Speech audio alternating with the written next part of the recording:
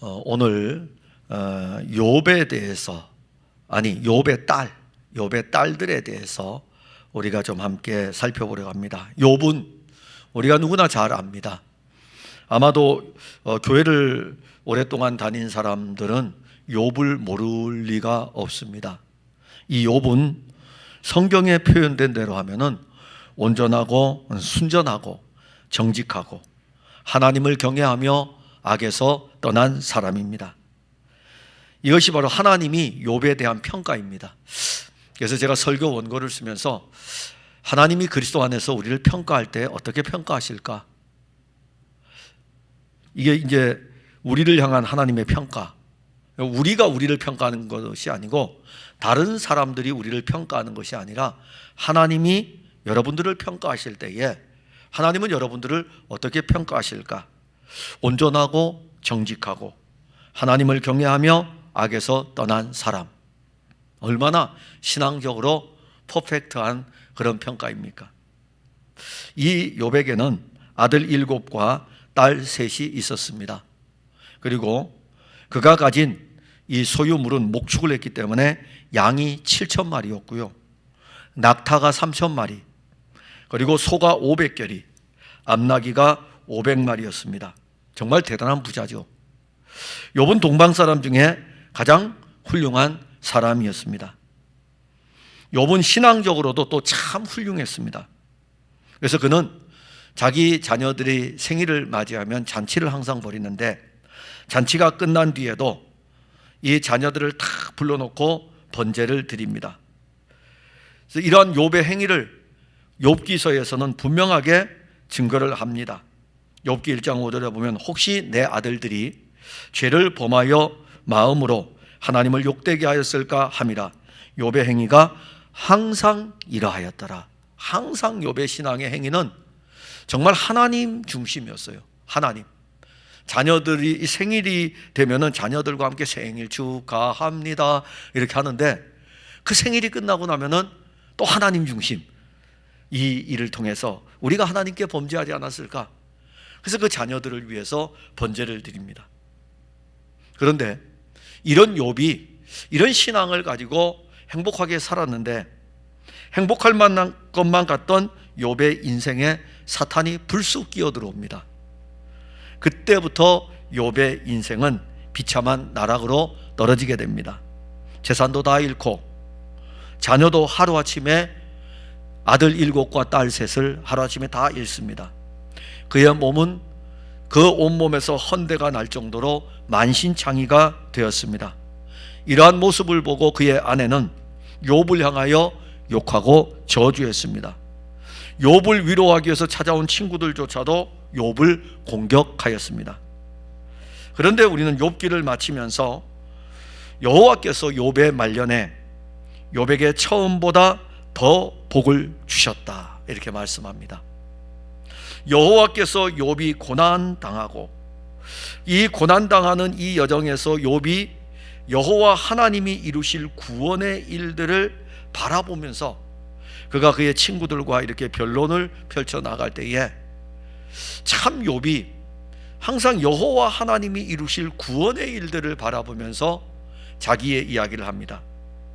그래서 하나님은 이 욥의 신앙을 보시고 그의 삶을 처음보다 더한 복으로 채워주십니다. 우리는 욥기를 통해서 한 사람의 개인의 인생을 보는 것이 아니라 우리들의 신앙의 모습을 보아야 되고 또 오늘 보려고 합니다. 물론 욥기에는 여호와 하나님이 이루어 가시는 놀라운 구원의 일들이 파노라마처럼 펼쳐집니다. 그 구원의 파노라마 속에서 욥기 42장에서 욥이 처음보다 더한 복을 받을 때 13절에서는 또 아들 7과 딸 3을 두었다라고 말씀하고 있습니다. 그리고 14절에 가게 되면은 그 딸들의 이름을 언급합니다. 첫째 딸은 여미마라 이름하였고 둘째 딸은 그시아라 이름하였고 셋째 딸은 게렌 핫북이라 이름하였다 라고 하면서 욥의 세 딸의 이름을 언급하고 있습니다. 왜 욥기를 마치면서 욥의 세 딸의 이름을 언급하고 있는가? 하나님의 성령은 이 욥기를 기록해 나가는 저자에게 분명하고 확실하게 욥의 세 딸을 통해서 주시고자 하시는 뜻이 있기 때문에 이 세 딸의 이름을 여기에 기록을 해 놓은 것입니다. 그래서 우리는 그동안 욥기를 읽으면서 욥의 세 딸의 이름에 대해서 그냥 외우기도 힘들잖아요. 저도 못 외워요. 여미마, 그시야, 게레나북. 제가 설교를 준비하면서 성경을 보면서 계속 반복했기 때문에 지금 외우지만은 그 이전만 해도 욥의 세 딸의 이름이 뭐예요 하면 성경 퀴즈 대회가 아니면은 이거 못 외웁니다. 여미마, 그시야, 그 다음에 게레나북, 이 어려운 단어를 어떻게 외우겠습니까? 그런데 우리 그래서 이 말씀들 그냥 흘려보냈죠. 근데 오늘 우리는 흘려보내지 마시고 그 말씀에 담겨진 영적 의미를 통하여 가지고 처음보다 더한 복, 그 은혜를 함께 누렸으면 합니다. 먼저 여미마의 은혜입니다. 14절에 보면은 그가 첫째 딸은 여미마라 이름하였고 이렇게 말씀합니다. 자, 여기서 여미마는 원래 이 원문에 나오는 히브리어 원문에 나오는 여미마는요, 족장시대의 사건이잖아요. 족장시대의 사건인데 이 사실 애굽에 있는 비둘기의 이름, 호도에라고 하는 비둘기의 이름을 부를 때의 히브리어로 여미마 이렇게 이야기합니다. 근데 이게 70인역 히브리어에서 히브리어 성경을 헬라어로 번역을 하는 70인역에서는 이 여미마를 빛으로 번역을 합니다. 저는 비둘기, 히브리어의 원래의 그 의미의 이 비둘기를 통해서 우리가 좀 보려고 하는데, 비둘기라는 이 짐승은요, 사랑과 순결과 헌신을 상징하는 여성의 아름다움을 가리킵니다. 이 비둘기는. 그래서 욥이 고난의 여정을 통과한 후에 여호와 하나님으로부터 모든 것이 사실 회복이 됩니다. 짐승은 예전보다 갑절이나 회복이 되고, 자녀들은 하루아침에 죽은 아들 7과 딸 3을 그대로 줍니다. 이것도 갑절이죠. 왜냐하면 이 아들들과 이 딸들은 비록 이 어떤 사건으로 인해 가지고 모두가 다 목숨을 잃었을지라도 이 먼저 죽은 자녀들은 승리한 자들로 영원 세계에 있기 때문에, 그들은 영원 세계에 있기 때문에 아들 7과 딸 3만 주어도 영원 세계에 있는 아들 7과 딸 3을 합치면은 갑절의 은혜인 것입니다. 그런데 왜 욥은 그가 다시 얻은 자녀들 가운데 첫 번째 딸의 이름을 여미마라고 지었을까? 우리가 성경을 읽다 보면은 그냥 지나갈 수 있는 부분의 말씀이지만, 구약에서 물론 여인의 이름들이 구약에 나오지만은 어떻게 욥의 인생에 이 딸의 이름들을 기록을 해 놓았을까? 앞에 부분에는 없어요. 딸 3을 두었더라 이렇게 나오지만은 뒤에 부분에서는 딸 3의 이름을 아들 7, 앞에 부분에 아들 7이 있었고 뒤에 부분도 아들 7인데 아들은 똑같이 7으로 그냥 지나가요. 그런데 딸에 대해서는 딸 3이 있었다. 이들이 한날에 죽고 그 다음에 다시 딸을 주었을 때는 이 딸 3의 이름을 기록을 하고 있다는 것이 좀 독특한 표현이 아니겠습니까? 첫째 딸의 이름을 여미마라라고 이렇게 지었는데, 비둘기의 아름다움을 간직한 여성으로 지금 부르고 있다는 것은 참 놀라운 은혜입니다. 욥이 볼 때 그의 첫째 딸은 사랑스럽고 순결하며 그리고 헌신된 여인으로 비쳤을 것입니다. 우리는 이러한 욥이 그가 얻은 첫째 딸을 보고 여미마라, 참 사랑스럽고 참 순결하고 참 헌신된 가장 여성의 아름다운 모습이다, 이렇게 이제 부를 때에, 우리는 이제 성경을 쭉 살펴볼 때에 노아의 시대를 가게 되면은 이 세상이 하나님의 진노를 받아 물로 심판을 받게 됩니다. 그래서 온 세상은 홍수로 멸망을 합니다. 그리고 이제 시간이 지납니다. 그래서 노아는 이 물이 지구상에서 얼마나 빠졌는지 알기 위해서 까마귀를 내보냈어요. 먼저 까마귀를 내보냈는데 이 까마귀가요, 그냥 물이 많은 그 지구를 그냥 날아만 다니는 겁니다. 왕래하는 거죠. 그래서 돌아오자니까 노아가 다시 비둘기를 내어놓았습니다. 그랬더니 이 비둘기가 이번엔 쫙 날아다가 그 잎에 감람나무에서 자란 새 잎새, 새롭게 자라는 잎새를 물고 노아에게로 돌아왔습니다. 그 비둘기가.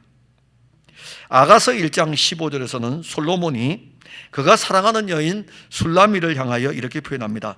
내 사랑아, 너는 어여쁘고 어여쁘다. 내 눈이 비둘기 같구나. 예수 그리스도는 우리의 신랑입니다. 그는 우리를 볼 때 어떻게 보냐 하면은 그의 구속의 은혜로 말미암아 우리를 볼 때마다 비둘기같이 그렇게 봅니다. 우리가 옛 아담의 형상대로 살 때에는 하나님의 진노의 대상이었습니다.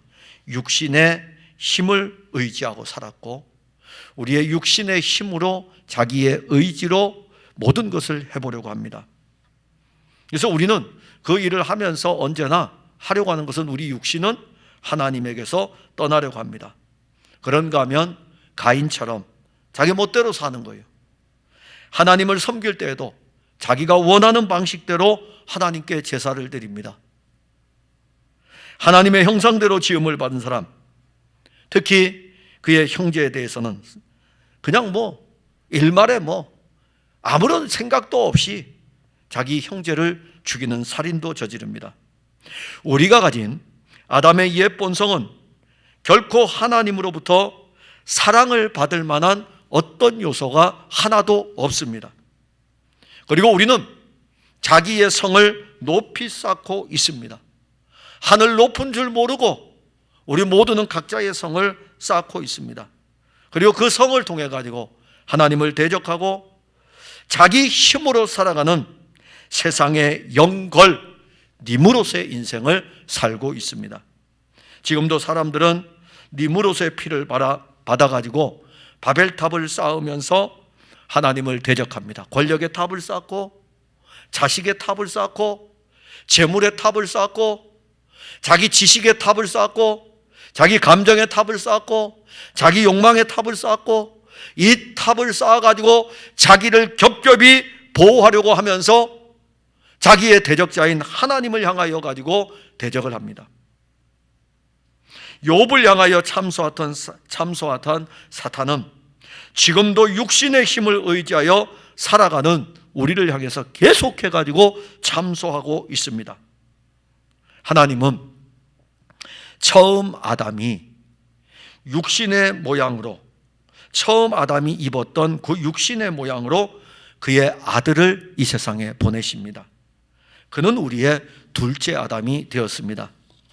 둘째 아담 예수 그리스도는 첫째 아담 그 옛 본성 아래 사는 자기 백성들, 하나님의 백성들을 구원하기 위해서 둘째 아담은 십자가에서 죽었습니다. 그리고 둘째 아담인 이 예수 그리스도는 그를 믿는 자의 방주가 되었고 신랑이 되었습니다.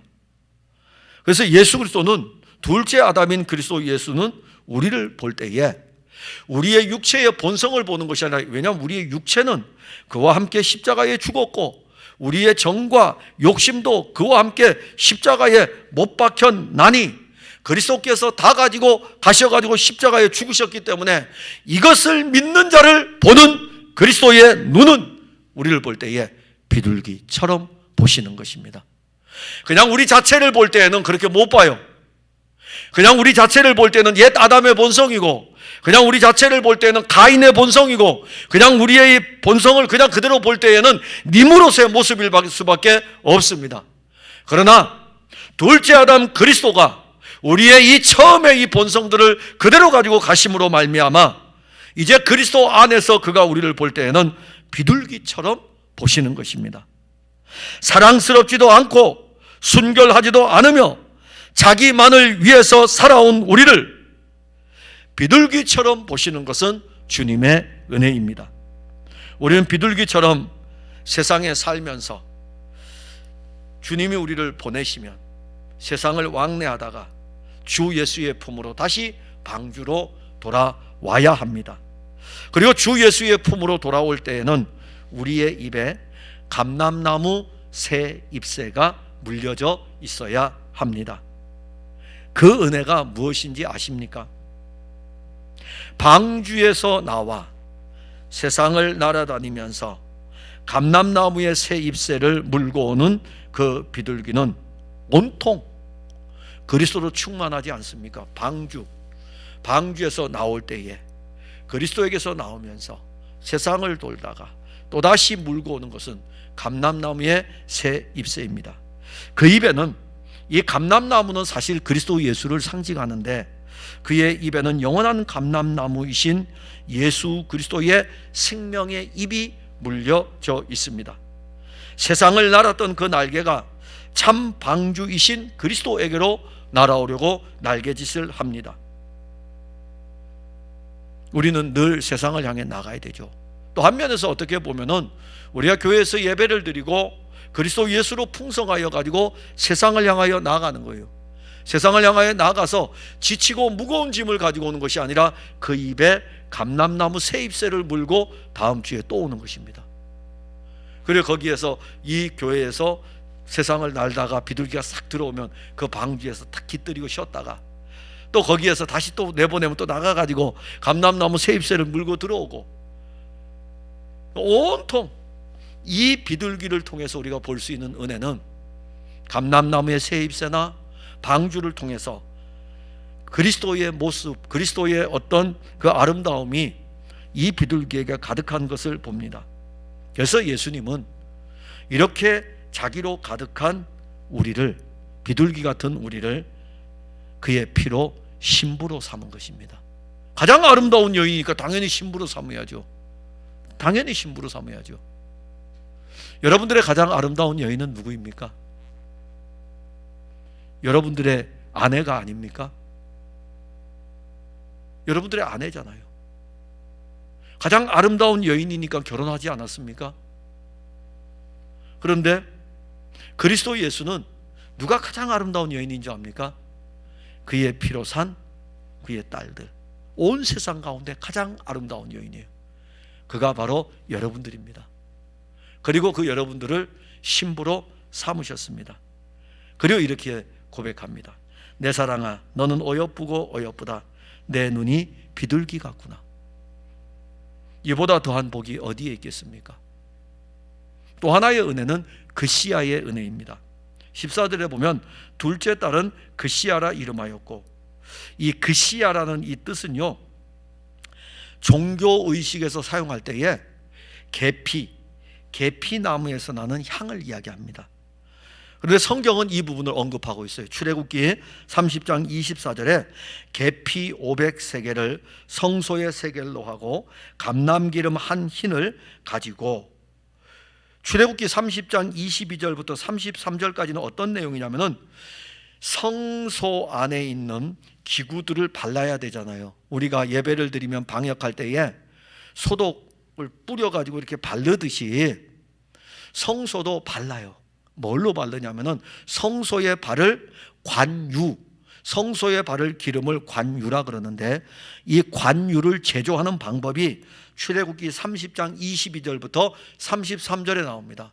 근데 거기에 제조하는 방법 중에 계피 500세겔의 무게와 그리고 감람기름 한 흰, 어느 정도의 양을 이야기하겠죠. 이것을 가지고 기름을 만들라 이겁니다. 그리고 이 기름을 어떤 기름이라 붙였냐면은 거룩한 기름이다. 그리고 이 거룩한 기름을 가지고 성막과 성소의 모든 기구들 바르라 이겁니다. 자, 계피 500세겔과 그 다음에 감람기름 한 흰을 섞는 거죠. 왜 계피의 이 껍질을 이렇게 섞을까요? 계피향 때문이에요. 계피향 때문에 사실 섞는 것입니다. 하나님은 이 성전의 모든 기물을 바를 때에 계피나무 껍질을 벗겨서 그리고 만든 계피의 향이 사용되도록 하였습니다. 계피나무를 벗겨 만든 이 계피는 감람기름과 섞여가지고 성전 곳곳에 발라지고, 그리고 성전 곳곳에서는 계피향이 은은히 배어 나옵니다.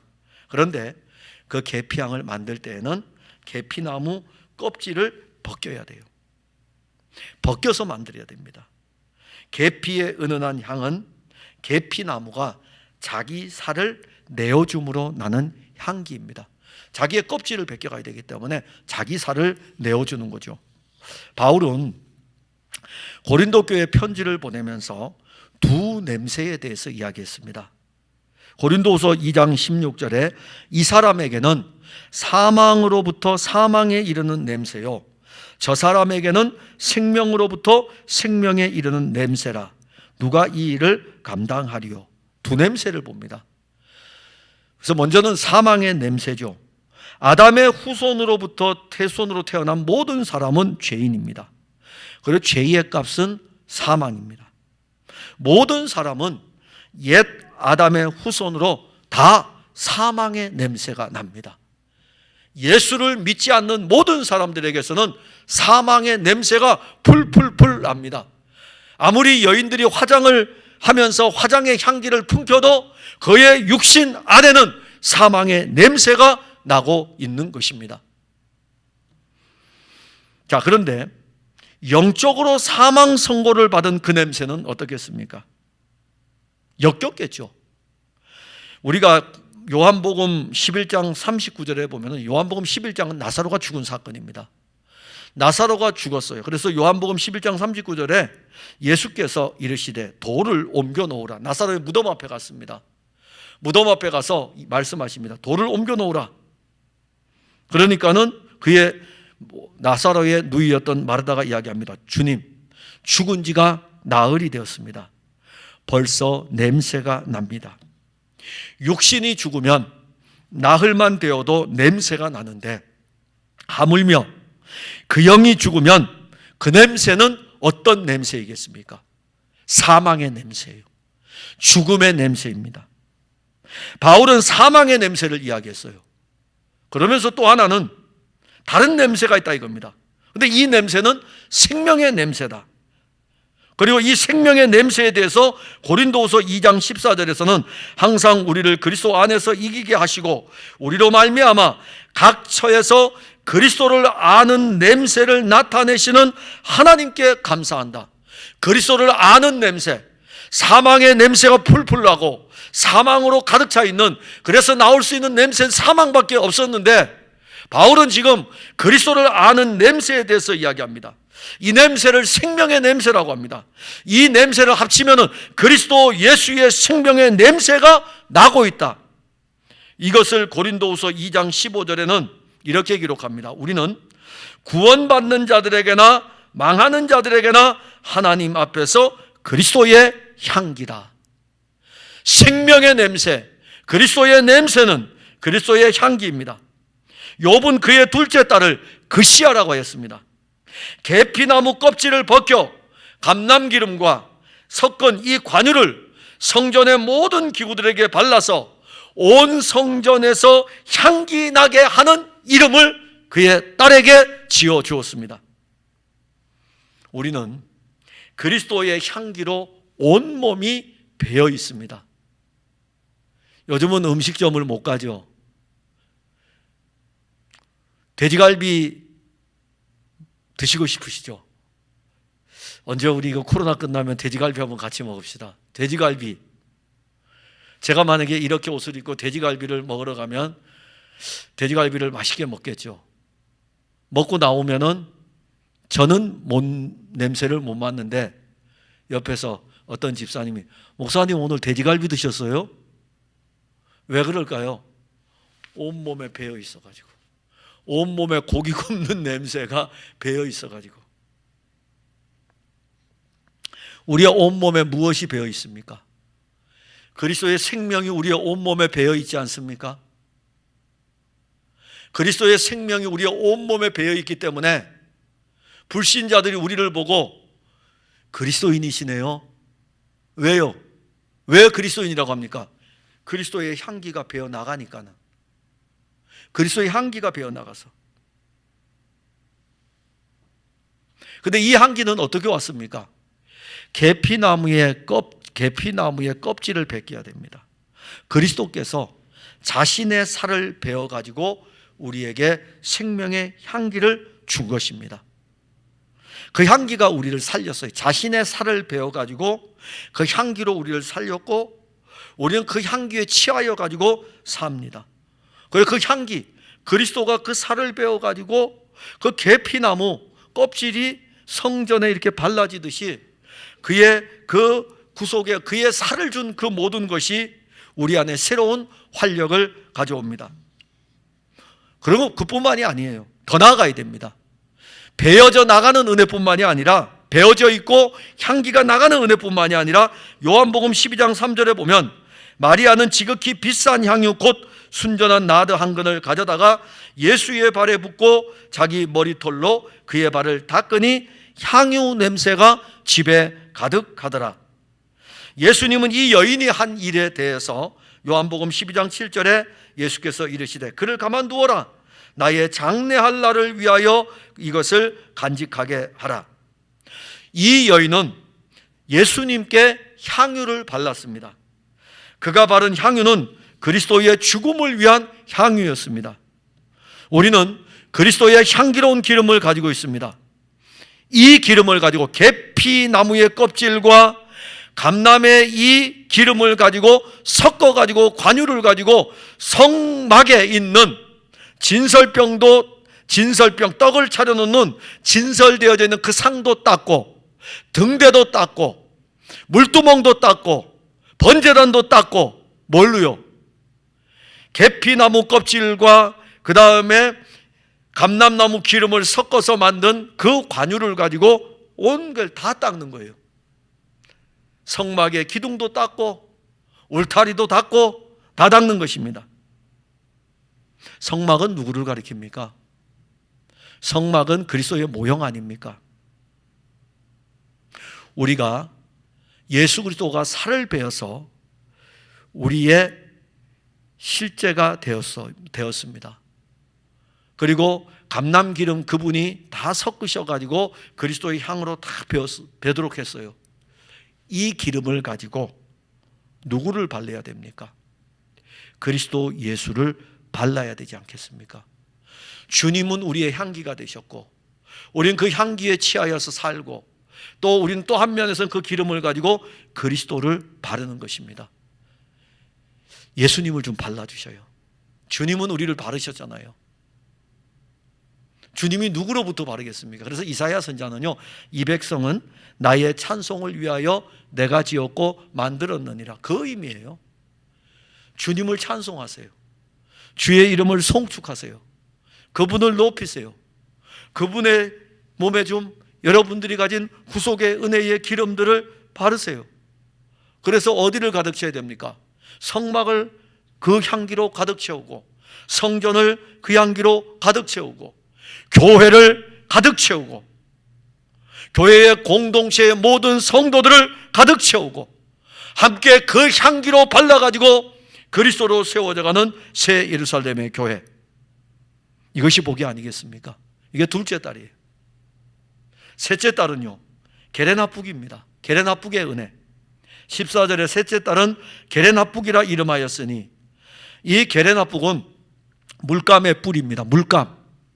근데 이 물감은 여인의 화장하는 물감이에요. 그래서 이 물감의 뿔이기 때문에, 여인의 화장하는 물감이기 때문에 아름답다라는 뜻을 씁니다. 게레나북, 물감의 뿔이고, 그리고 아름다운 뿔입니다. 이 물감은요, 티몬 가루를 쓰는데, 이 티몬 가루를 통해서 만든 여인의 화장품입니다. 그러면 이건 어디에 쓰냐면은, 여러분들이 지금 눈 화장, 남자들은 눈 화장 안 해요. 여인들은 눈 화장 많이 하더라고요. 눈 화장을 하는데, 오늘 예배 드리는데 온라인 예배 드린다고 또 눈 화장 안 하고 또 앉아 있는 분들이 있죠. 에이, 오프라인 예배를 드려야 되는데, 그래야 눈 화장 하고서 교회 오는데, 온라인 예배는 또 눈곱만 띄고 또 앉아 있는 분 안 계세요? 많이 좀 흐트러지긴 하죠. 근데 우리가 밖에 나갈 때는 어떻습니까? 여인들은요, 탁 앉아서 화장을 합니다. 화장을 하는데 눈에도 화장을 하잖아요. 아름답게 하기 위해서. 근데 고대 사회에서도 족장 시대에도 이 여인들이 눈 화장을 했어요. 티몬 가루를 가지고 눈 화장을 하는데, 이 눈 화장을 통해 가지고 여인들은 자기의 아름다움을 나타내려고 합니다.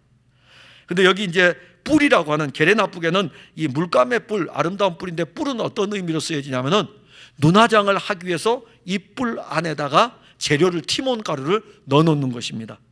그 담는 통이죠. 그래서 그 당시에 여인들이 티몬 가루를 뿔에다가 넣어 놓고 눈을 칠하면서 자기의 아름다움을 나타냅니다. 여러분, 가장 아름다운 눈이 어떤 눈이라고 생각하십니까? 가장 아름다운 눈, 화장한 눈입니까? 물론 당연히 화장하니까 아름답죠. 요한복음 9장 5절과 6절에 보면 내가 세상에 있는 동안에는 세상의 빛이로라, 이 말씀을 하시고 땅에 침을 뱉어 진흙을 이겨 그의 눈에 바르시고. 어떤 말씀인지 아시죠? 날 때부터 소경된 사람의 눈에 예수님이 하는 행동입니다. 그 눈은, 그 사람은 날 때부터 소경이 되어서 빛을 보지 못했습니다. 그래서 그 눈은 항상 어두웠어요. 항상 어둠의 눈입니다.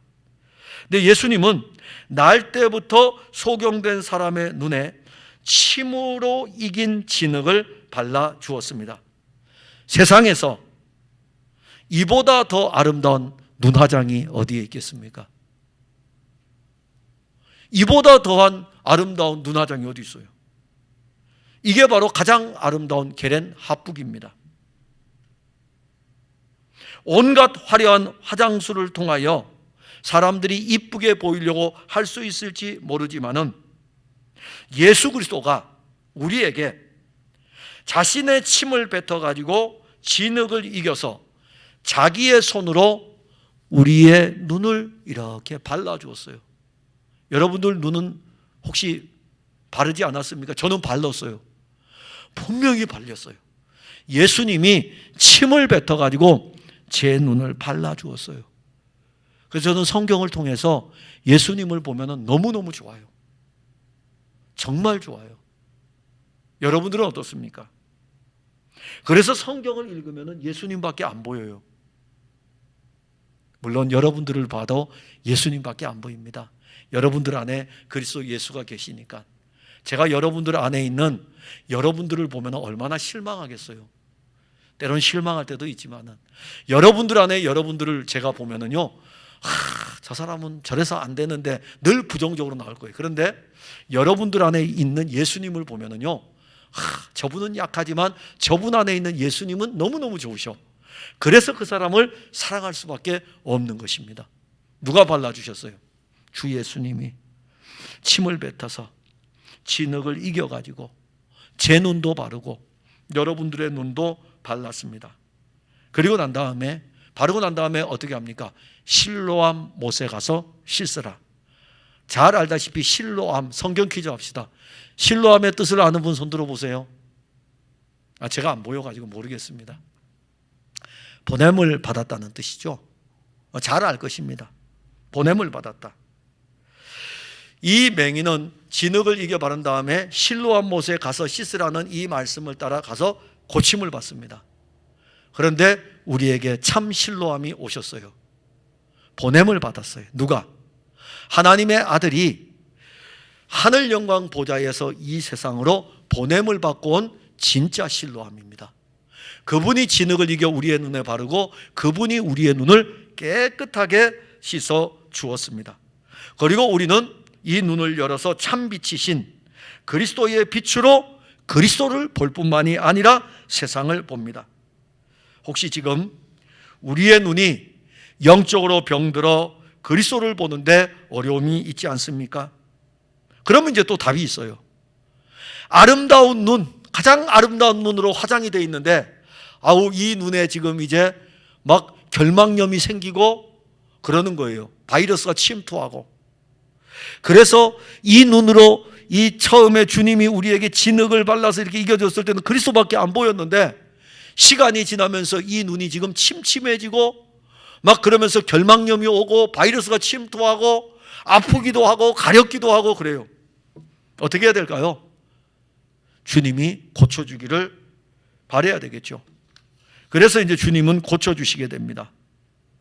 그게 바로 종교에 매여 있는 눈이 병들었다면 주님은 우리의 안약이 또 되주셔요. 화장품이 되주실 뿐만이 아니라 안약이 되주셔가지고 우리를 치료해 주시는데, 요한계시록 3장 18절에 내가 너를 권하노니 내게서 불로 연단한 금을 사서 부요하게 하고 흰옷을 사서 입어 벌거벗은 수치를 보이지 않게 하고 안약을 사서 눈에 발라 보게 하라. 라오디게아 교회에 보내는 편지입니다. 뜨겁지도 않고 차갑지도 않고 미지근해서 주님이 보실 때 토해버리고 싶은 그 교회예요. 그래도 그들은 성령이 교회들에게 하시는 말씀을 들을지어다라는 이 결론의 메시지를 통해서 차지도 않고 뜨겁지도 않지만은 그래도 그리스도의 몸인 교회입니다. 우리의 신앙의 모습도 라오디게아의 모습이 있어요. 그럴 때에 우리는 빨리 이 눈이 치료를 받아야 됩니다. 지금 우리는 눈화장으로 아름답게 꾸며져 있었어요.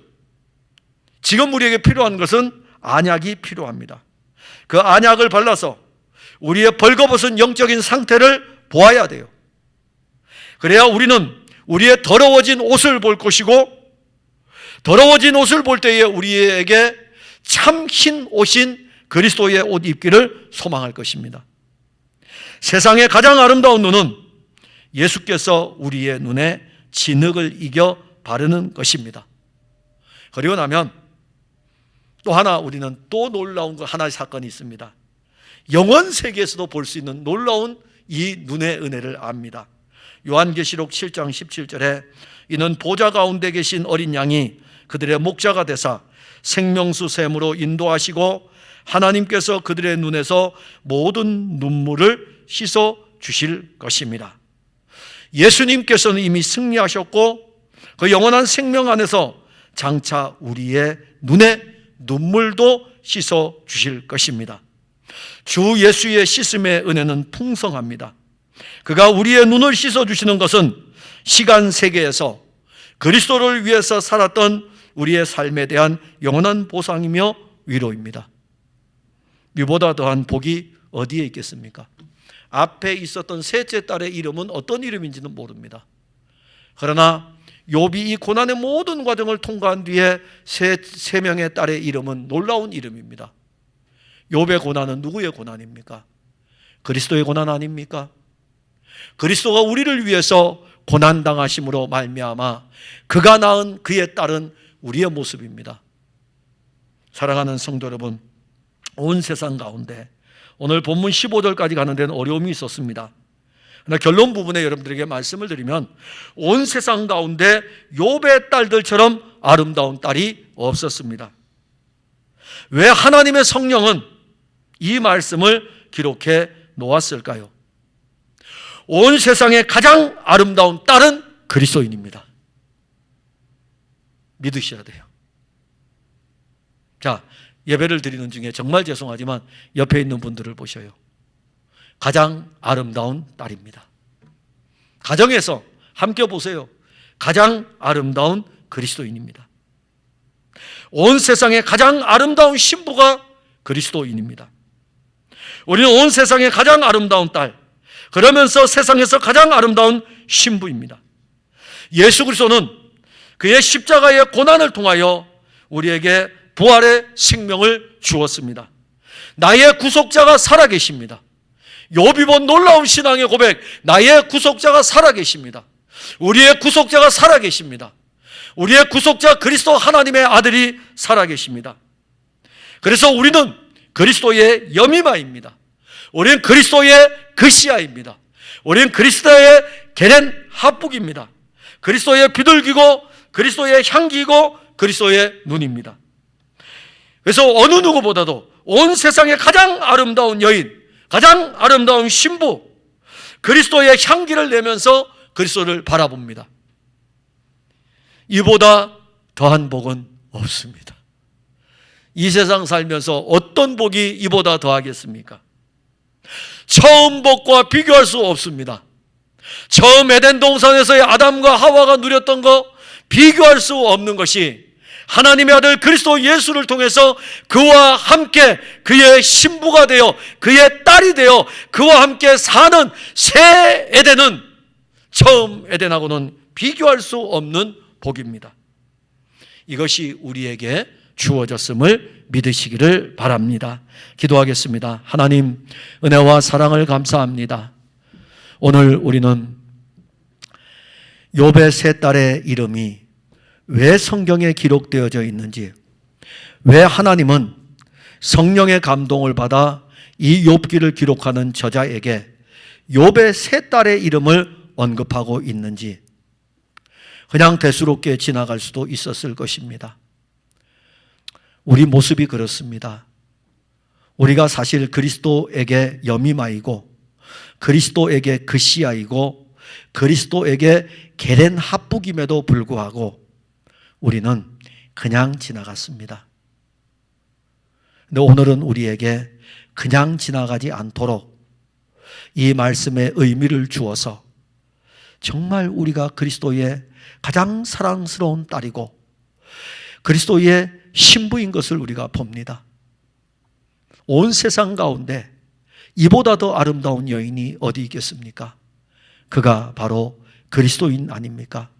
우리가 오늘 이 말씀을 아멘, 아멘, 아멘 믿음으로 받습니다. 이보다 더한 복은 없습니다. 이 복은 지금 그리스도와 함께 그리스도 안에서 우리에게 유효합니다. 그리고 이 복 안에서 우리는 살아갑니다. 하나님, 욥의 세 딸의 이 은혜가 우리 모든 성도들에게도 풍성하도록 이끌어 주옵소서. 예수님 이름으로 기도하옵나이다. 아멘.